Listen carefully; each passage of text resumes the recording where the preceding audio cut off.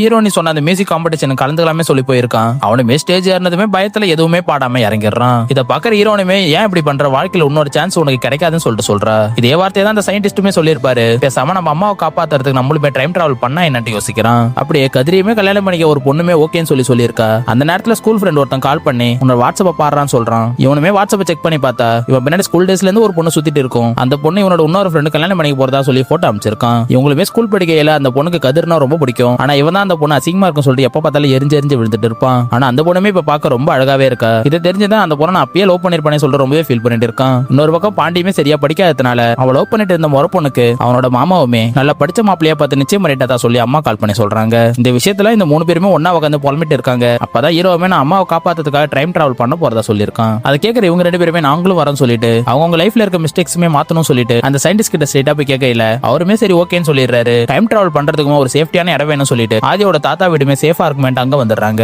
March 1ஆம் தேதியுமே நான் உங்களை அனுப்ப போறேன். மார்ச் 26ஆம் தேதி தான் நானும் மைக்கேலும் டெல்லியில இருந்து வருவோம் 1998. அப்பயுமே நீங்க இந்த போட்டோ என்கிட்ட கொடுத்து மைக்கேலுமே டைம் டிராவல் பண்றத ஸ்டாப் பண்ண சொல்லணும்னு சொல்லிட்டு சொல்றாரு. இது ஆன் பண்றதுக்கான ஒரே கீ ஹீரோவோட கண்ணு தான் சொல்லி அவங்களுமே டைம் டிராவல் பண்ணி பாஸ்ட்டுக்குமே அனுப்பி வைக்கிறாரு. இவங்களுமே டைம் டிராவல் பண்ணி அவங்க படிச்ச ஸ்கூலுக்கே வந்து இவங்க 3 பேருமே அவங்க 3 பேரை பாக்குறதுக்காக போறாங்க. ஆனா அவனுங்க 3 பேருமே ஸ்போர்ட்ஸ் டே அன்னைக்கு யாருக்கு தெரியாம கார்ட்ஸ் விளையாடிட்டு இருக்கானுங்க. அடுத்தபடி ஹீரோமே அவங்களோட அம்மாவை பாக்குறதுக்காக வீட்டுக்கே போயிருக்கான். ஆனா வீடுமே பூட்டி இருக்கும். அப்பதான் அவங்க அம்மாவுமே தூரத்துல இருந்து காய்கறி எல்லாம் வாங்கிட்டு வீட்டுக்கு வந்துட்டு இருப்பாங்க. இத்தனை வருஷம் கழிச்சு அவனுமே தன்னோட அம்மாவை பார்த்ததுனால கண்ணுல இருந்து அழுகையா வந்துட்டு இருக்கு. இப்ப அவனோட கண்ணெல்லாம் தொடச்சிட்டு நான் வேணா உங்களுக்கு ஹெல்ப் பண்ணுவா சொல்லிட்டு கேட்கறான். அவங்களுமே அவனை பார்த்துட்டு உன்னை நான் எங்கேயோ பார்த்த மாதிரி இருக்கப்பா சொல்றாங்க. அவனுமே எதுவுமே சொல்லாம அவங்களோட பைய தூக்கிட்டு அவனுமே வீட்டுக்கு போகையில அவங்க வீடு அம்மா இருக்கும் போது எப்படி இருந்துச்சோ அதெல்லாம் பார்த்து இப்ப ரொம்பவே சந்தோஷப்படுறான். அம்மாவுமே நீ ஏதாச்சும் குடிக்கிறியாப்பா சொல்லிட்டு கேட்கறாங்க. சரின்னு சொல்லிட்டு அவனும் சொல்ல அம்மாவுமே இப்ப காஃபி எடுத்துன்னு வந்து கொடுக்குறாங்க. அப்ப கரெக்டா அவனுமே காஃபில இப்ப நீங்க சக்கரை போட்டிருக்கீங்களா சொல்லிட்டு கேட்கறான். அச்சோ எப்ப பார்த்தாலும் நான் மறந்து போயிடுறேன், என்னோட பையனை இதே மாதிரி தான் கேட்பான் சொல்லிட்டு இப்ப சக்கரை போட்டு எடுத்துன்னு வந்து கொடுக்குறாங்க. குட்டி ஹீரோவுமே இப்ப ஸ்கூல் முடிச்சுட்டு வீட்டுக்கு வந்துடுறான். அவனுமே உங்க பேர் என்ன, நீங்க என்ன பண்றீங்க சொல்லிட்டு கேட்கல.